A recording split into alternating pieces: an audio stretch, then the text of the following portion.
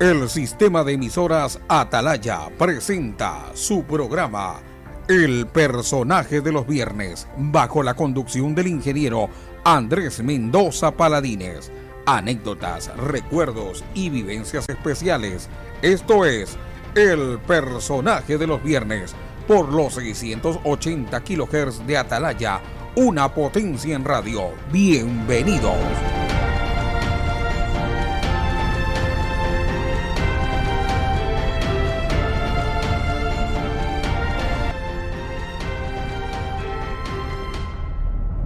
¿Qué tal? ¿Cómo están, amigos del Personaje del Viernes?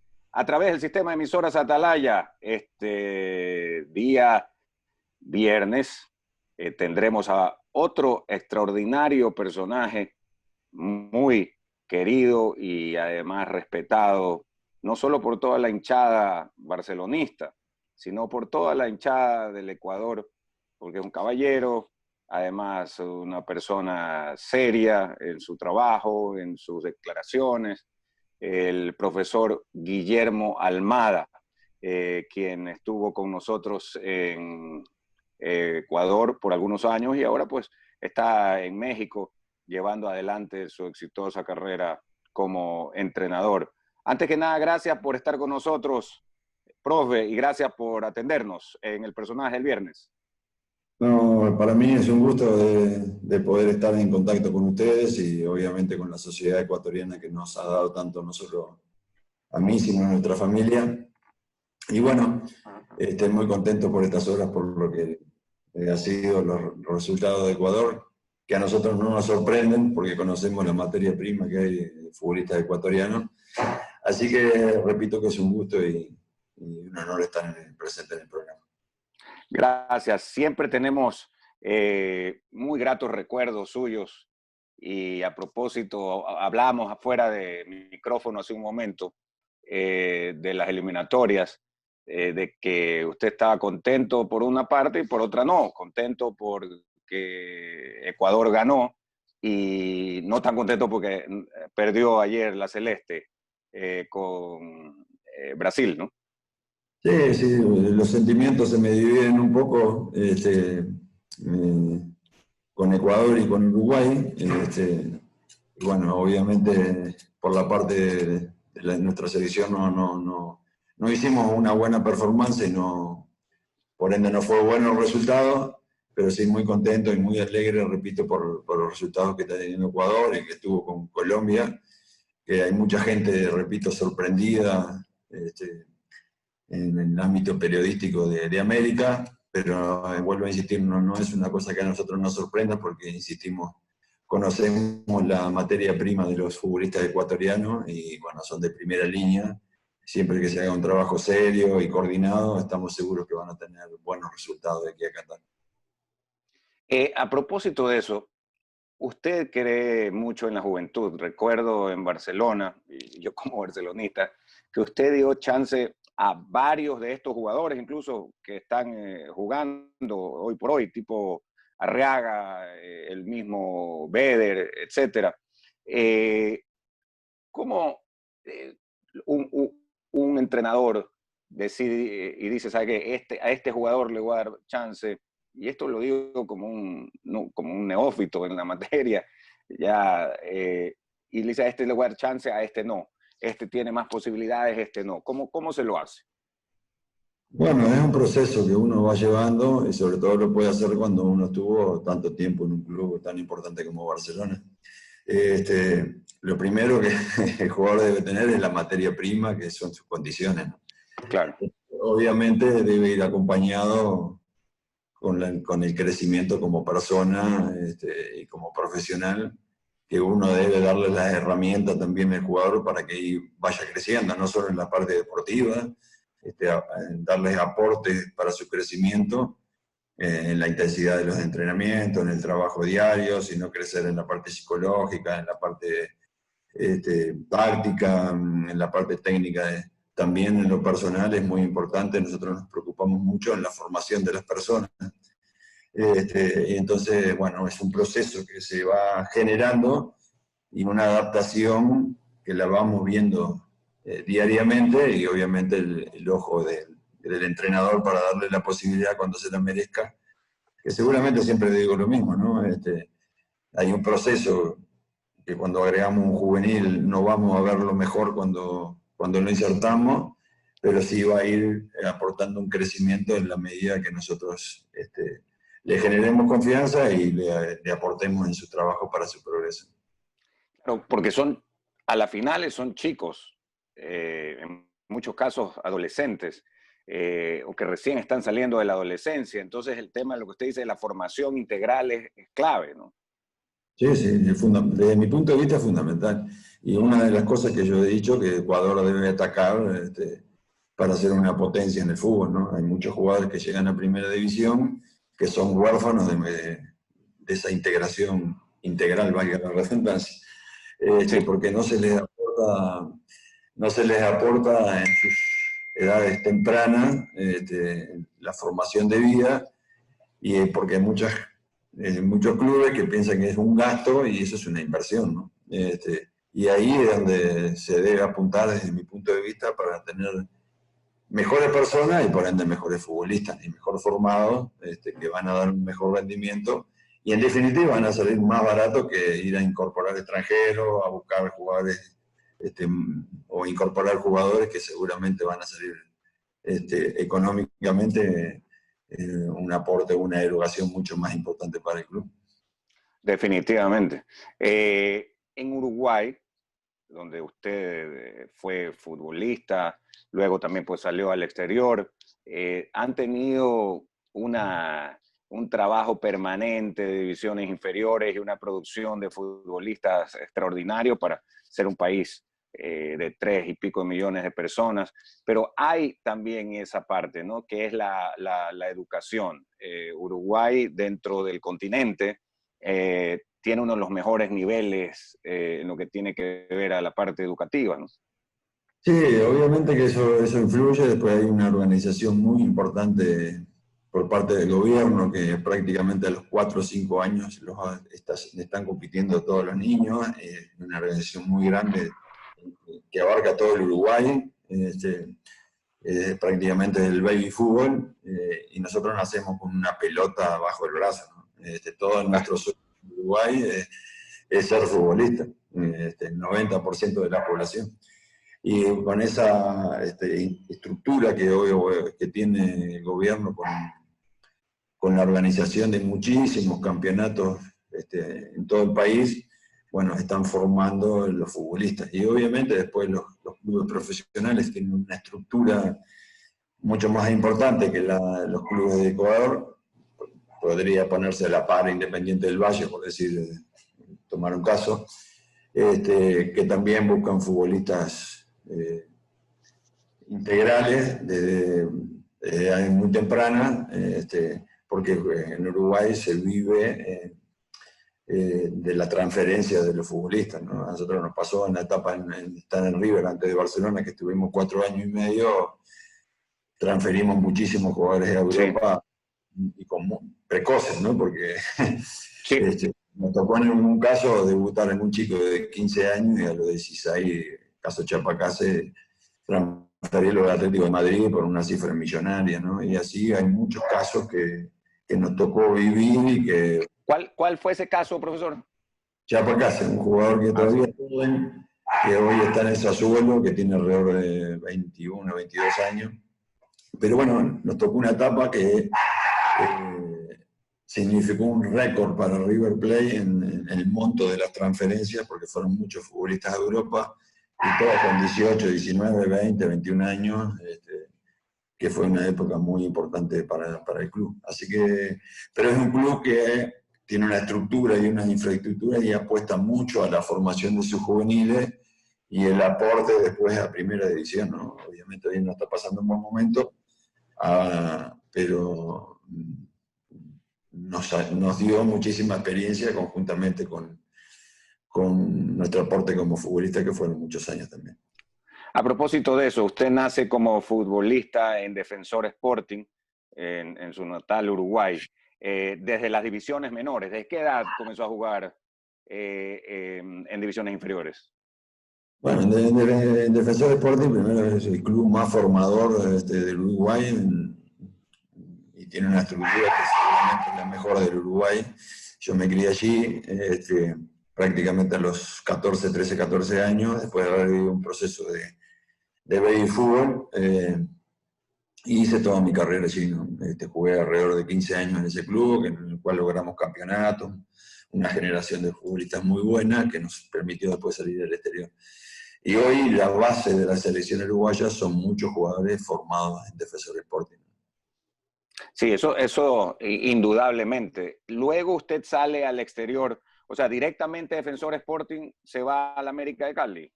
No, primero me voy a Chile, a los Higgins de Chile. Sí, a los Higgins. Sí, en Rancagua. En Rancagua, exactamente, que me voy muy joven. Que fue una experiencia dura, porque tenía 21 años cuando me fui. Joven. Y alejarse de los padres no es una situación sencilla. Sucha, claro. Pero bueno, ahí tuve la fortuna de conocer a Nelson Tapia, que yo después lo llevé a trabajar en Barcelona. Yo estaba en Guayaquil Sport trabajando felizmente como entrenador.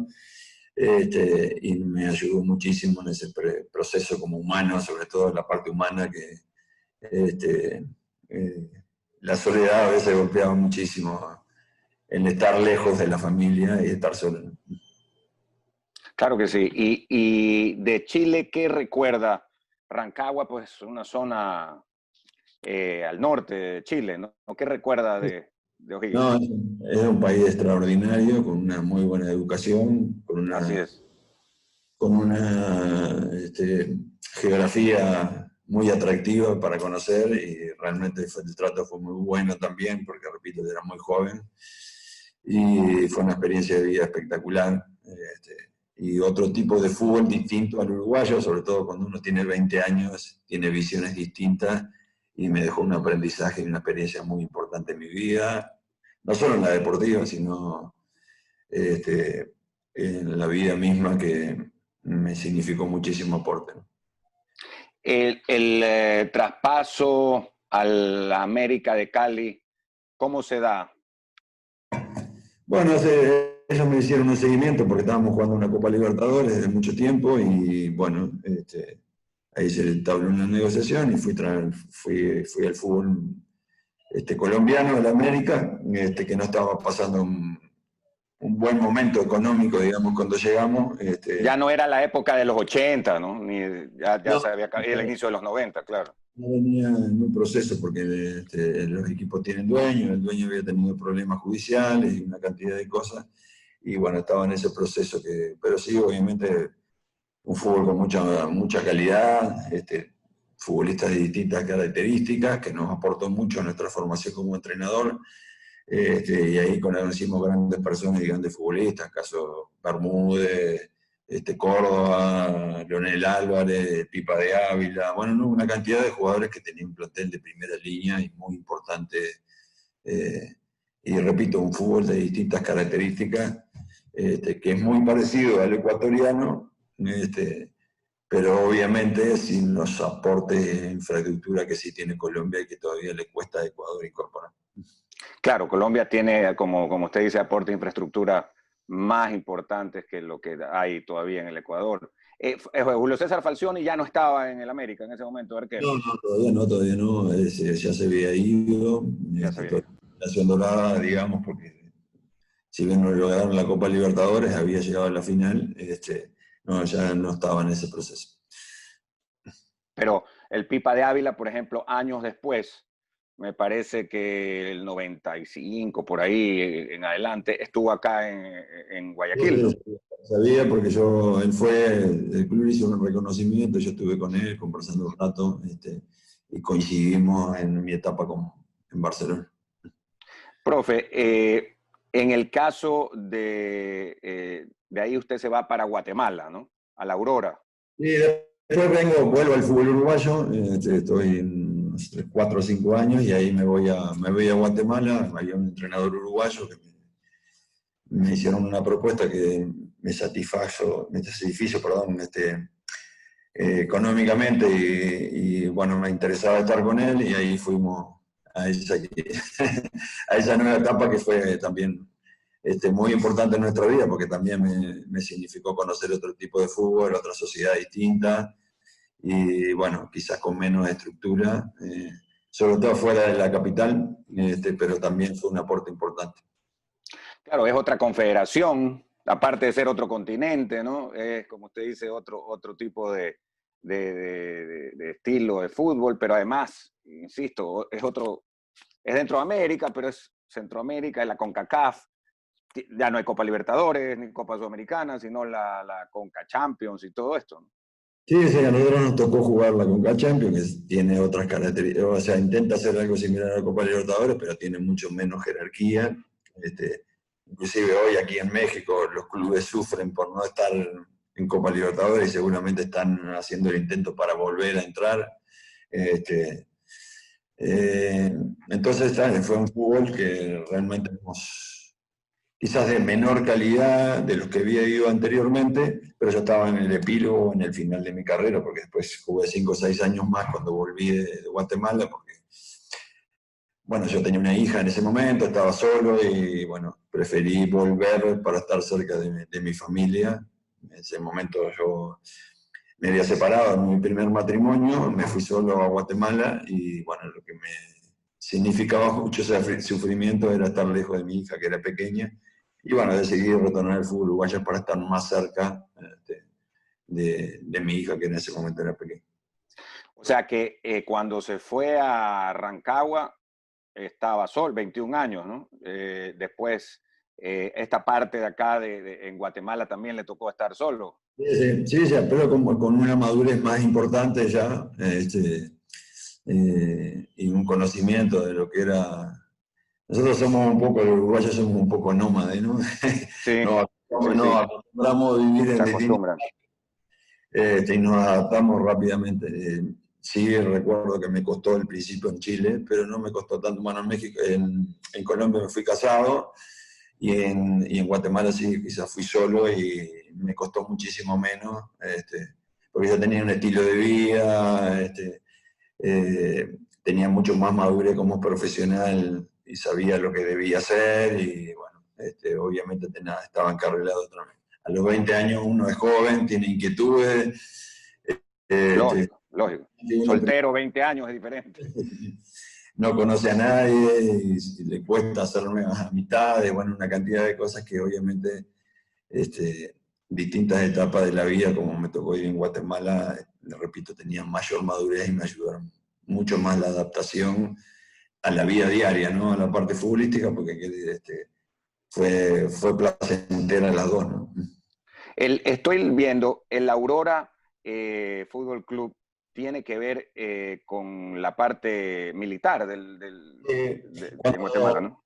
Cuando nosotros fuimos a Aurora, había 3 equipos grandes, que eran Municipal, Comunicaciones y Aurora. El equipo Aurora era de los militares y tenía un apoyo muy grande, no solo económico, sino de infraestructura y todo, de la parte militar. Después, con el correr de los años, por lo que me enteré después con gente que amiga, perdió, digamos, ese apoyo de los militares, sobre todo la parte económica, que era muy, muy pesada. O sea, era el aporte mayor, porque aparte creo que obligaban a los militares a ser socios del club, y bueno, obviamente tenían un aporte económico muy importante que lo hacía un club muy poderoso. Pero al perder esa parte, ha perdido obviamente un gran aporte económico y por ende poderío deportivo. Bueno, de alguna manera, no exactamente, pero similar a lo del Nacional en Ecuador, que el equipo militar recibió muchos años un aporte de parte de las Fuerzas Armadas, luego eso en la última década dejó de ser así, y obviamente ya no es lo mismo con el aporte económico que sin el aporte económico. Sí, obviamente, el aporte económico en el fútbol profesional hoy es muy clave. Porque se generan presupuestos, se genera infraestructura, se genera tranquilidad a los futbolistas, recibir sus saberes, las comodidades que deben tener un futbolista ahí, porque el fútbol ha progresado muchísimo, y sobre todo se ha hecho en vez de futbolistas sean atletas, y si no tienen los condimentos y y la tranquilidad y la nutrición que debe tener se hace difícil, y los aportes económicos son importantes para toda esa solución. Claro que sí. Vamos a ir a una primera pausa en el personaje del viernes, pero antes preguntarle al profesor Guillermo Almada sobre este tema que siempre nos queda en la cabeza de Centroamérica, del fútbol centroamericano. Conozco a muchos centroamericanos de Guatemala, El Salvador, hondureños, son fanáticos del fútbol, los costarricenses también, fanáticos. Y yo diría que tienen igual fanatismo que nosotros los sudamericanos. Sin embargo, no logran pasar al siguiente nivel. ¿Es la falta de infraestructura fuera de las capitales? ¿Qué es lo que les Sí, falta?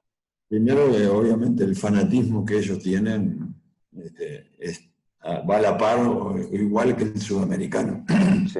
Muchísima gente en los estadios, bueno, aquí en México ni hablar porque son En México, claro.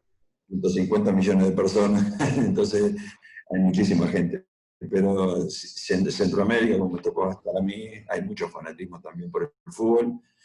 Sí, quizás los jugadores son de una inferior calidad que quizás muchas partes de Sudamérica, que no aquí en México, que aquí en México hay muy buenas futbolistas, hay muy buena formación, pero en el caso mío, cuando estuve en Guatemala, y sí, obviamente, también carecen de la infraestructura adecuada en aquel momento, no sé hoy, pero pienso que es similar, porque había estadios, sobre todo en el interior, que dejaban, estaban muy distantes de lo que debían ser estadios profesionales, y bueno, obviamente eso no ayuda a la progresión y al crecimiento del futbolista.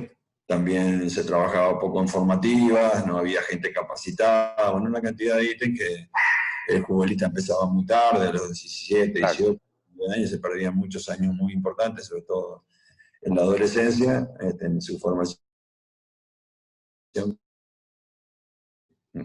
Marca lo que uno va a hacer después de su carrera, así que sí, obviamente, a pesar de todo eso, repito, había inferior calidad en las condiciones de los jugadores. Vamos a ir a la pausa y regresamos. Estamos con el profesor Guillermo Jorge Almada Alves, nacido en Montevideo el 18 de junio de 1969, en el personaje del viernes a través de Atalaya. No se olviden, aquí lo van a ver en la claqueta para que se puedan suscribir a nuestro canal de YouTube. Aquí aparece el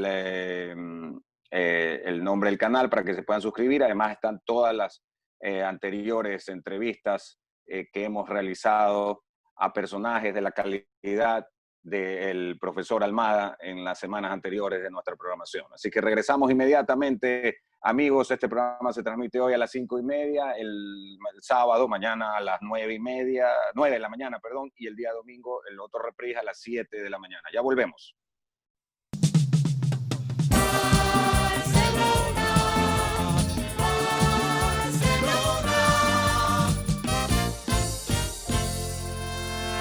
Amarillo como el sol fue siempre tu color y tu nombre es el grito más torero del astillero.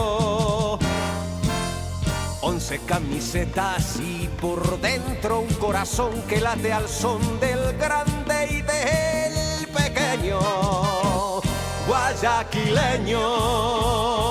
Hoy tengo fiesta en el Monumental.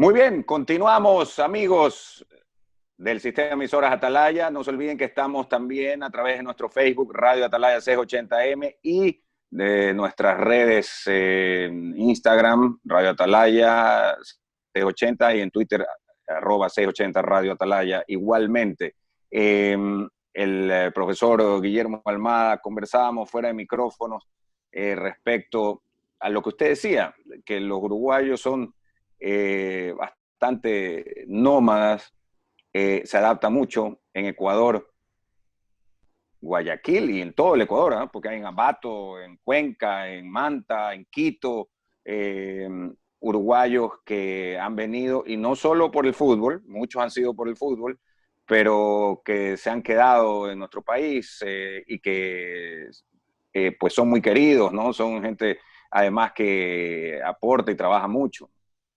Sí, hay una colonia de uruguayos muy importante que cuando llegué al Ecuador, bueno, algunos se me acercaron, conversamos mucho, y otros también había un club de uruguayos que se reunían semanalmente, que ahí, bueno, compartían una cena, un almuerzo, un juego de cartas, compartían entre ellos y bueno, me invitaron muchas veces, no pude ir por mis compromisos, pero sí tenía comunicación con ellos y bueno, o nos trasladábamos con Barcelona a Quito, a Ambato, y bueno, siempre había uruguayos que se nos acercaban, que hacía muchos años que estaban radicados en Ecuador.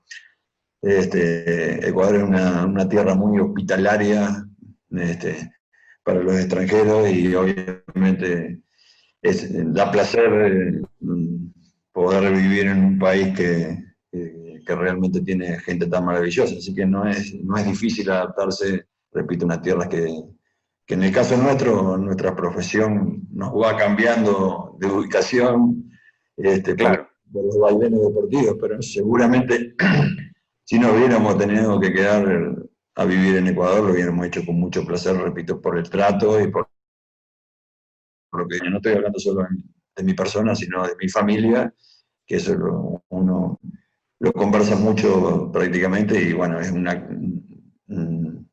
lo tiene como planificado en un futuro poder volver por lo bien que la pasamos y que nos trataron, obviamente.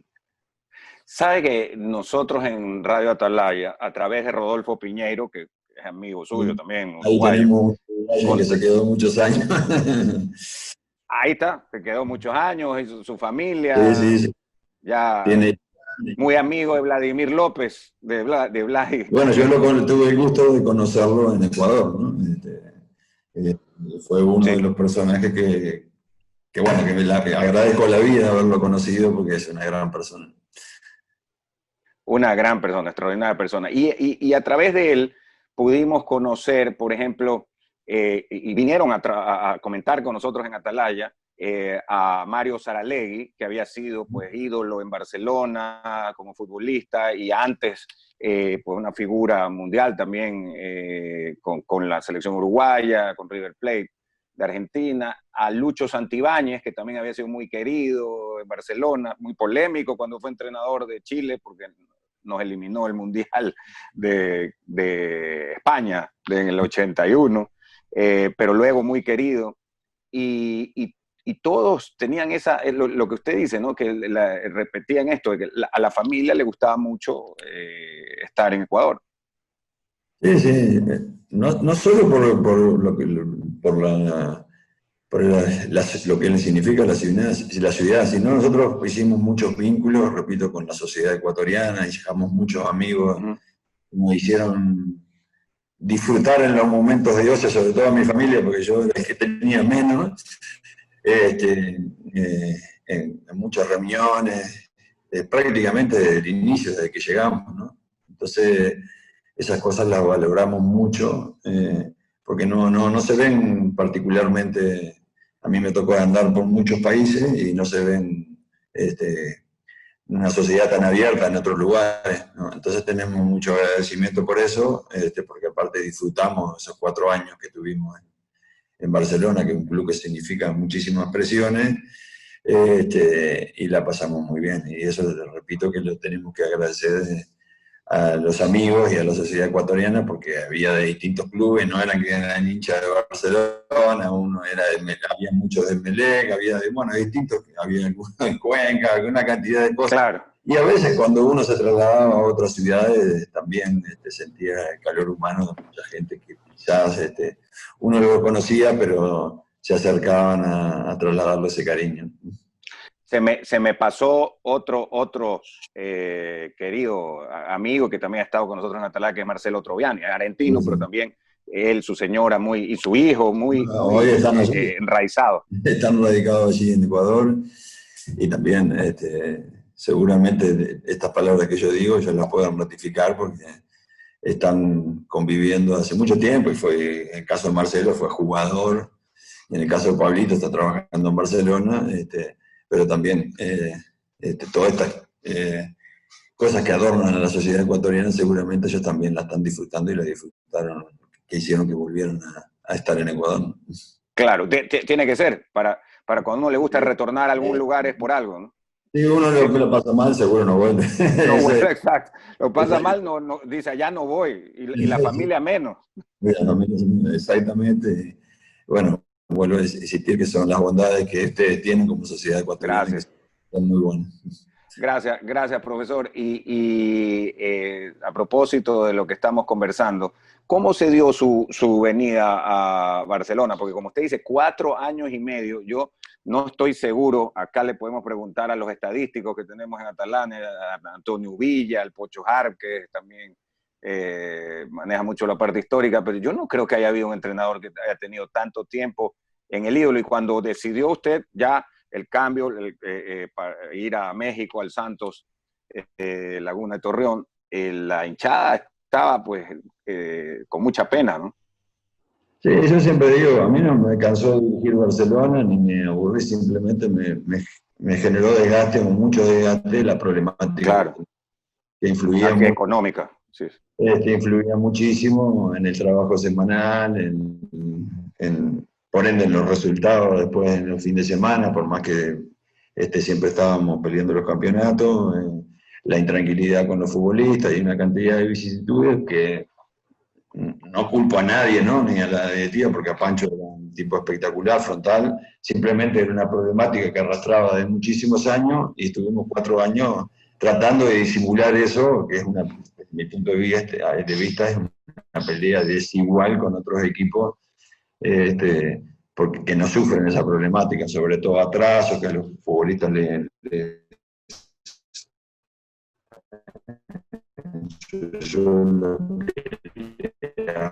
afecta muchísimo. Mucho. Y lo tomo como un estímulo, les afecta. Son otras idiosincrasias, ¿no? De otra manera, sí. Yo digo siempre a los futbolistas ecuatorianos, el día que el futbolista ecuatoriano se fortalezca de aquí para arriba, no me canso de tiempo. Lo que pasa es que en el fútbol se vive, no solo en lo económico, como en este caso, que no es lo normal y que lo normal debe ser que tengan tus saberes, pero sí dificultades en lo deportivo, en nuestra carrera, y bueno, eso nos tiene que fortalecer muchas veces, o darnos fuerza para impulsarnos mayormente. A veces el futbolista ecuatoriano, repito que la parte económica le dificulta. Pero bueno, situaciones que seguramente uno tuvo que tomar alguna determinación consensuada con la familia, comunicada con tiempo a las autoridades del club, en este caso a Pancho, porque nos habían venido a buscar de muchos clubes, nosotros habíamos desestimado una cantidad impresionante de ofertas de muchos. O sea, ya había desestimado ofertas durante algún tiempo. De América, una cantidad, de muchos clubes. Y después de México también, en muchos equipos, y eran de Medio Oriente, alguna de Europa, con cifras millonarias que seguramente nos hubieran, sobre todo las de Medio Oriente, nos hubieran dado tranquilidad no solo a mí, sino a mis nietos, a mis bisnietos.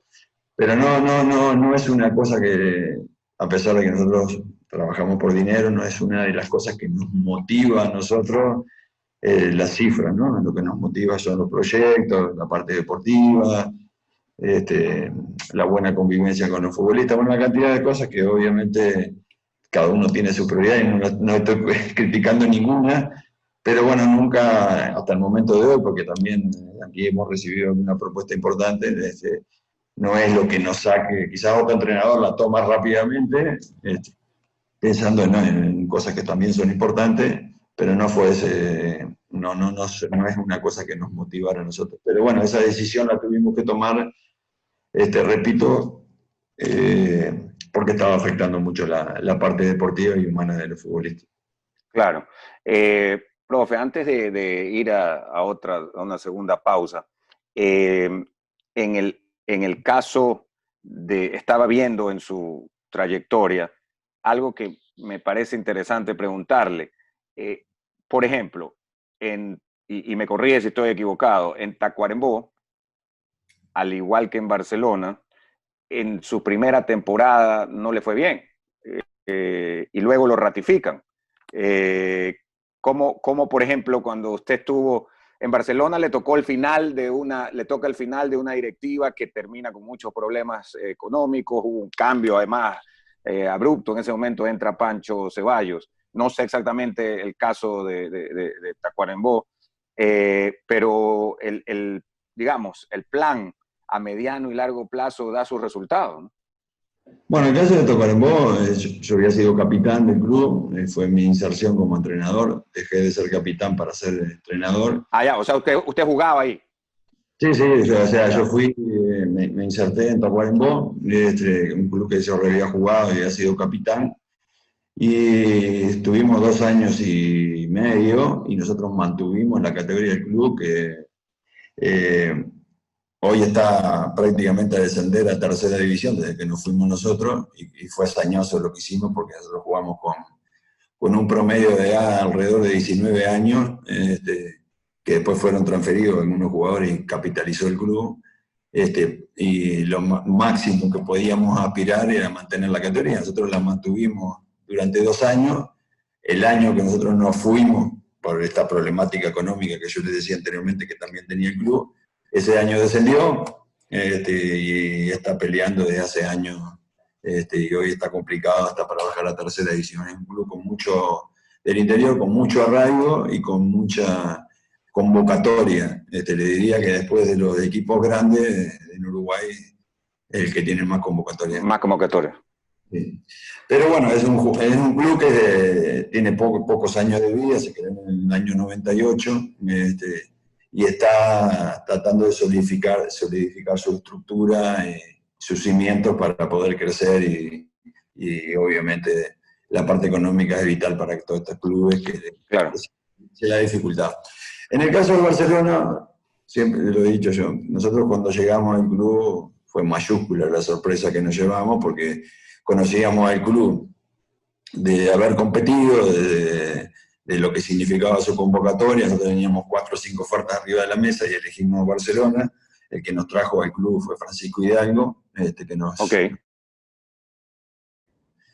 a Uruguay, y nosotros apostamos por venir a Barcelona, entre los clubes que teníamos porque ya habíamos comunicado hacía 6 meses a la directiva de River que queríamos un crecimiento y que íbamos a tomar alguna opción al finalizar ese campeonato. Tomamos la de Barcelona, pero fue mayúscula la sorpresa, la problemática que tenía el club, la poca estructura que tenía, infraestructura, el desorden que había, porque la poca jerarquía que había en un plantel, no había gerente deportivo, no había coordinador de juveniles, los juveniles entrenaban en un costado. Tuvimos que hacer no pudimos, nosotros llegamos con el campeonato empezado, lo que pudimos hacer fue proyectar a Eric Castillo, a Guacho Vera, bueno, una cantidad de jugadores que estaban en informativos, que sacamos 3 o 4. Nos costó muchísimo a que asimilaran la idea, sobre todo la intensidad de los entrenamientos, y cuando, la llevamos como pudimos esos primeros meses. Cuando llegó Pancho, la idea también era con Novoa hacer un recambio y tener un orden distinto en la jerarquía del club, y bueno, lo fuimos haciendo cuando terminó ese campeonato, y empezamos el otro semestre con una renovación y algunos futbolistas, con una estructura desde el punto de vista deportivo distinto, agregamos tecnología también en el club, bueno, una cantidad de cosas que hizo que se hiciera más ordenado y que disimuláramos esa problemática económica, como decía, bastante, porque el primer año fue el mejor, digamos, en esa situación no sufrimos atraso de ningún tipo. Y bueno. Eso estamos hablando del 2016. 2016, nosotros 2016, a campeón. A mediados del 2015 había muchos jugadores que se habían incorporado que eran de la altura, y que desde mi punto de vista no tenían las condiciones para jugar en un club grande, y fue una propuesta errónea de incorporar jugadores de la altura para jugar en el llano, porque jugador cuando juega en la altura tiene una ventaja sobre los del llano, que parecen que jugaran mejor de lo que... Entonces hay que tener un ojo bastante importante, porque a veces engañan.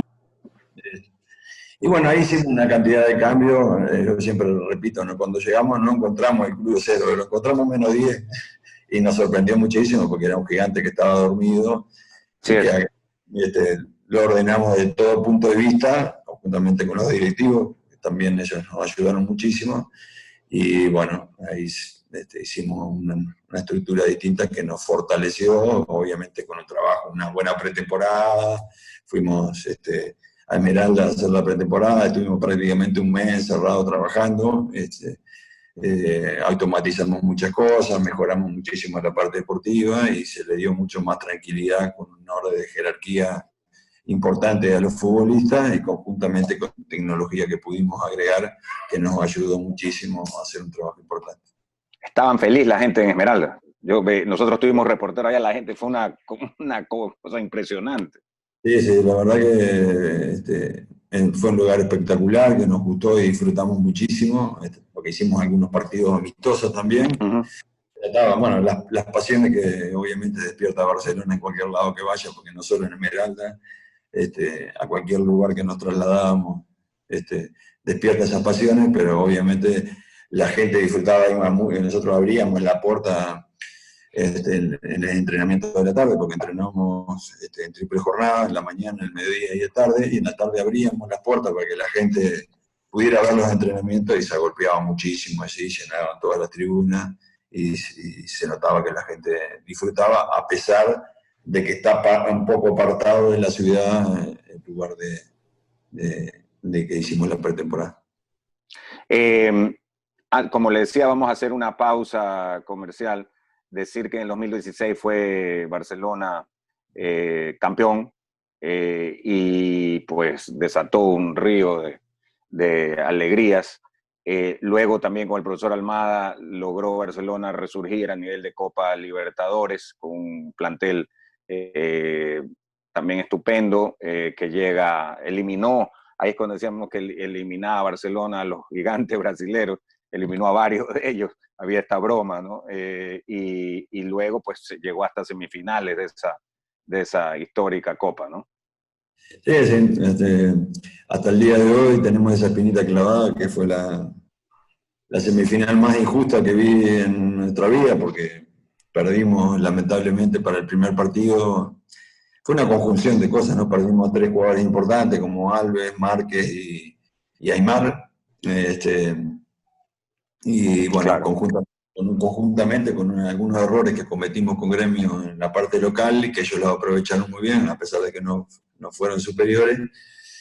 Y perfectamente podíamos haber llegado a la final, porque después fuimos a Brasil y le ganamos, a pesar de que nos faltaba algún jugador importante, y podíamos haber ampliado esa ventaja. Y en la finalidad de la luz, ¿no? Que siempre digo, en lo deportivo no hay nada absoluto, siempre hay que demostrarlo en la cancha, cualquier superioridad que uno pueda marcar, pero entre paréntesis, la nube era mucho más débil de lo que era Palmeiras, Santos, Botafogo, Gremio, que eran clubes muy poderosos. Claro, así es. Habían todos sufrido. Eran fuertes. Sí, aparte de ellos, los clubes brasileños, ese año el gobierno había firmado convenios económicos con China, y China, bueno, su política la sabrá cada uno, pero como política apostaron fuerte a los clubes brasileños para entrar al mercado por ahí, y le hicieron aportes económicos monstruosos que, bueno, incorporaron muchos jugadores en la fase previa, en cuartos, en octavos y en semifinal, porque se podían agregar jugadores, y nosotros seguíamos con el mismo plantel. Con el mismo plantel, claro, se podía ir incorporando. ¿Sí? Y venían jugadores de Europa, de primera línea, que pagaban cifras astronómicas, 10, 12, 13, 14 millones de dólares, y los incorporaban para tratar de pasar. Y nosotros los dejábamos en el camino. Y bueno, realmente fue una Copa Libertadores histórica por los rivales que nos tocaron, pero a su vez una lástima porque creo que teníamos el potencial para haber llegado a la final y haberla podido ganar. Ganar, claro, si hubiéramos llegado contra el Lanús, así es. Vamos a la pausa y volvemos inmediatamente con el profesor Guillermo Almada en la parte final del personaje del viernes. No se olvide, aquí en la claqueta está el canal de YouTube de Atalaya para que se suscriban y puedan ver este programa y los otros programas del personaje del viernes. Regresamos inmediatamente, amigos. Del astillero, 11 camisetas y por dentro un corazón que late al son del grande y del pequeño guayaquileño. Hoy tengo fiesta en el Monumental, porque juega Barcelona. Pero qué cosa sensacional. Dale, dale Barcelona. Sobre la cancha no habrá rival, porque gana Barcelona. Vamos con todo y hasta el final. Siempre, siempre Barcelona.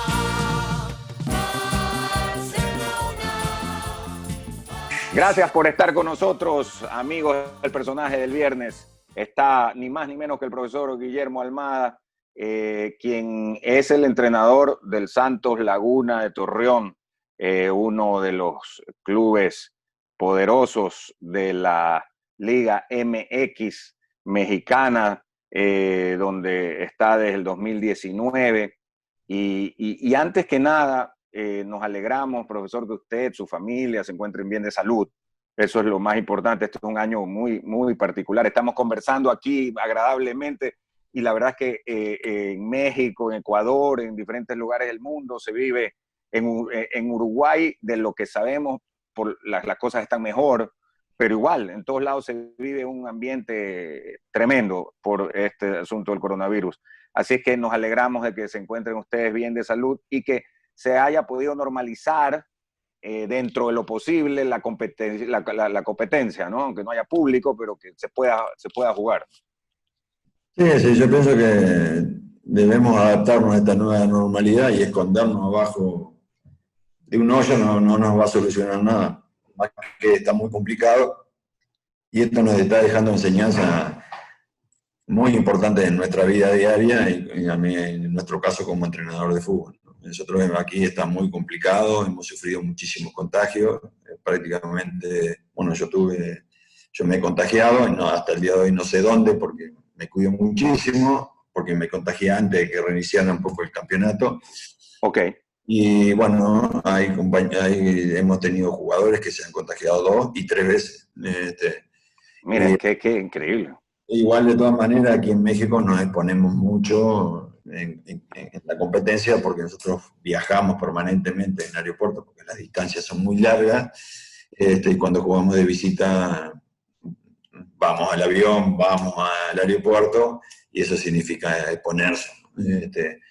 Pero bueno, la realidad es que nos tenemos que adaptar a esto y no dejar de hacer nuestras tareas, obviamente con los cuidados que debemos tener hasta que salga una vacuna, ¿no?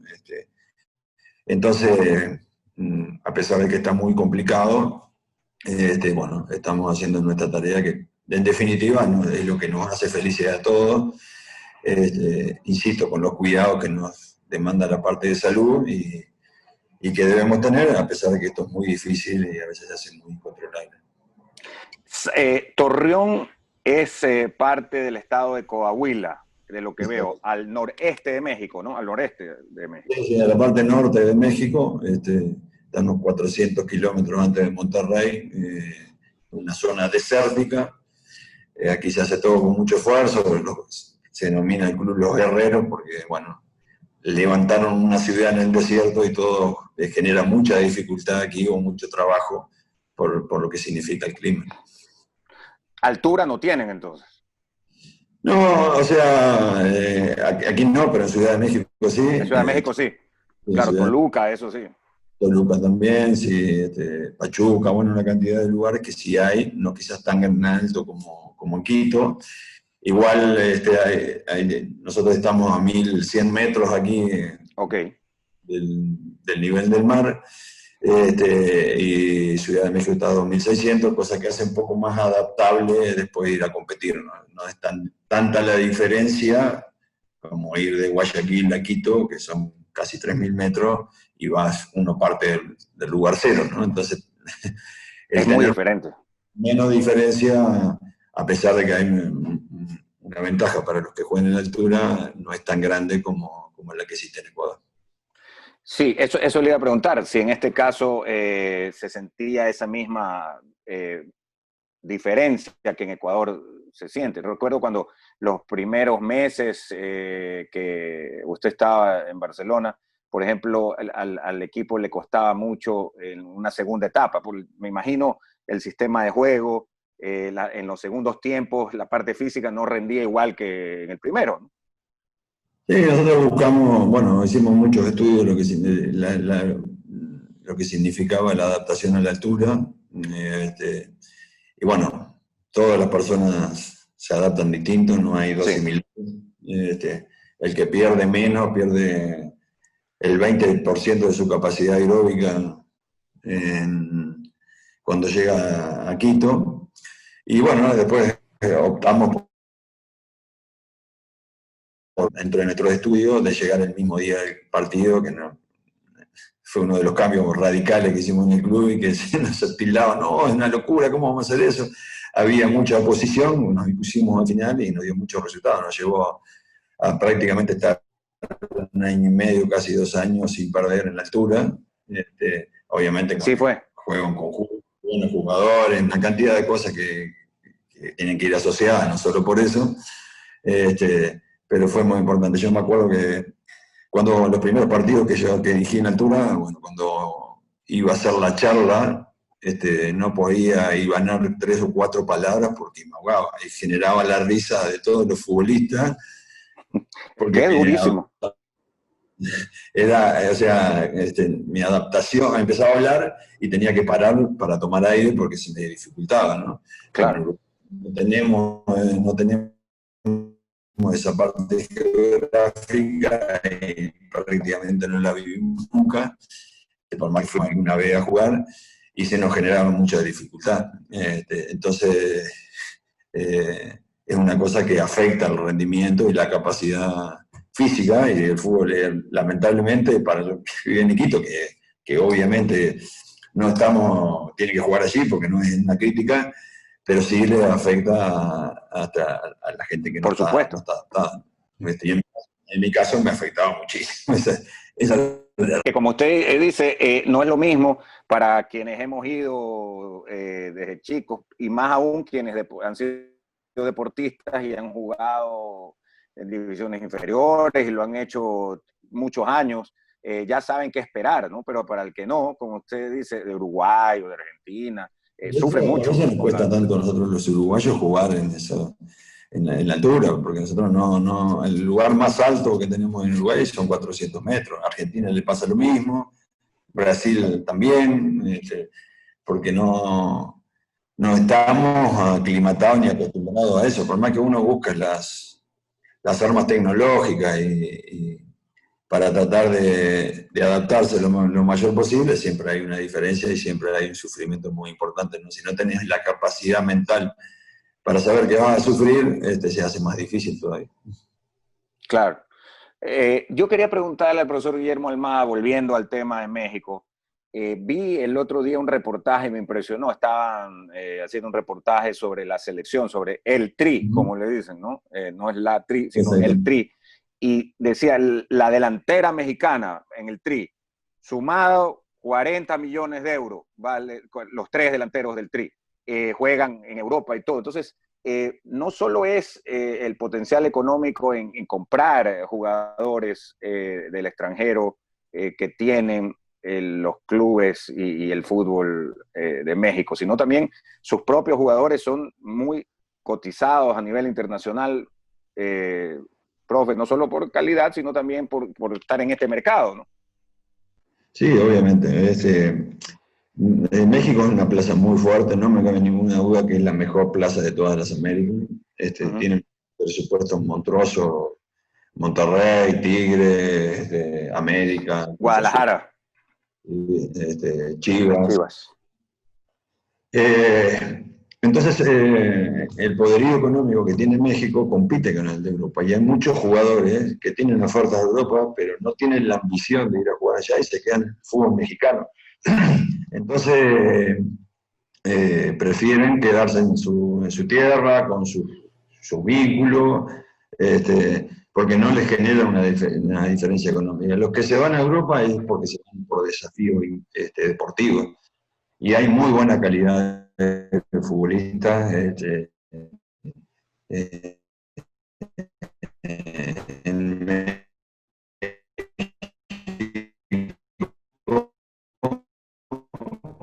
Nosotros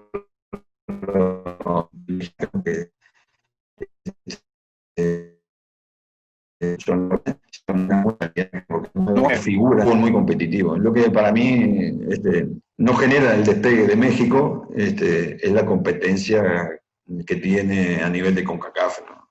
Para mí fue un error cuando que ahora lo quieren remediar, cuando se retiraron un poco de jugar la Copa Libertadores, la Copa Sudamericana o la Copa América, porque eso generaba una mayor competencia y por ende un mayor crecimiento del fútbol mexicano.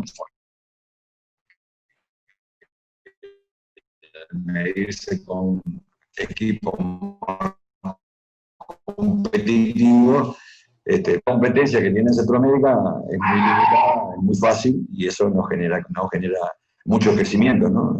Hoy se está intentando volver a jugar o competir con los clubes de América, pero no me cabe ninguna duda que si lo hubieran seguido haciendo tendríamos campeones de América, de la Libertadores, equipos mexicanos, repito, por el poderío económico y el poderío deportivo que tienen, ¿no? Aquí está jugando Gignac, que es un jugador muy importante de Francia. Claro, claro. Está jugando Jansen, que lo trajeron, lo compraron al Tottenham. Vino Ochoa ahora, que se lo compraron Bueno, hay una cantidad de extranjeros muy importantes que se quedaron en cifras astronómicas, repito, por el poderío económico que tienen los clubes mexicanos. Estaba viendo, y a usted le deben de haber comentado, viniendo de Ecuador, varios jugadores ecuatorianos estuvieron en el Santos Laguna. Veía aquí a Edison Méndez en el 2005, Cristian El Chucho Benítez, fallecido en el 2009, jugó allá, o mejor dicho, del 2007 al 2009, Méndez del 2004 al 2005, Pedro Quiñones del 2008 al 2010, Cristian Suárez del 2011 al 2013, algunos de ellos, profe. Sí, bueno, lo que quería agregar anteriormente es la estructura que tienen los clubes, ¿no? Tienen estructura okay. A nivel europeo. Nosotros estamos en Santos Laguna aquí, que ahora hicimos un recambio bastante importante de jugadores por esta pandemia que lo golpeó mucho al dueño del club, y incorporamos juveniles que tienen una estructura y vienen trabajando. Somos el equipo más joven de la liga, ¿no? Y tienen una estructura para divisiones juveniles, hacer un deportista integral, un estadio de primera línea, la última tecnología, un complejo con 5 o 6 canchas espectaculares, con pasto sintético, con una cantidad de cosas que hacen que el futbolista no le falte nada, ¿no? Y tiene todo, aparte de la tranquilidad económica que tiene su quincena todos los meses, que hace que sea uno de los fútbol más importantes en esas materias. Después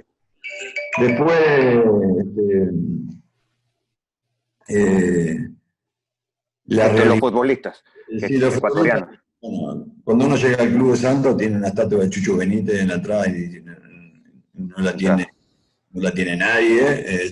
La tiene, bueno, hay 4 o 5 jugadores más que él, pero ecuatoriano, solo Chucho. Solo Chucho.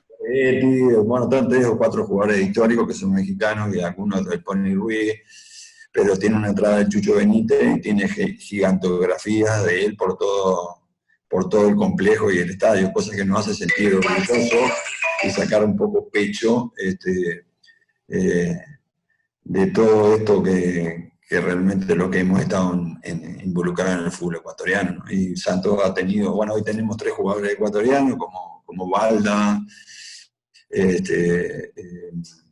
Ayrton, que lamentablemente ha sufrido lesiones igual que Manu, y Félix Torres, ¿no? El año pasado teníamos a Eric Castillo también, que lamentablemente por una oferta económica se fue a otro equipo, pero nos hubiera gustado contar con él, así que el aporte de jugadores ecuatorianos en Santos Laguna ha sido muy importante a nivel de su historia, porque es un equipo joven también que se creó por allá por el 82-83, y que ha tenido un aporte de jugadores.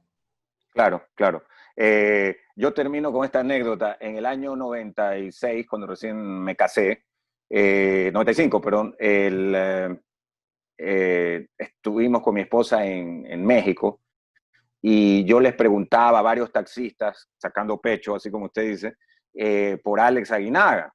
Y todos pues hablaban maravillas de Alex Aguinaga, del Necaxa, y solamente él y Ítalo Estupiñán habían tenido pues un éxito en el fútbol mexicano.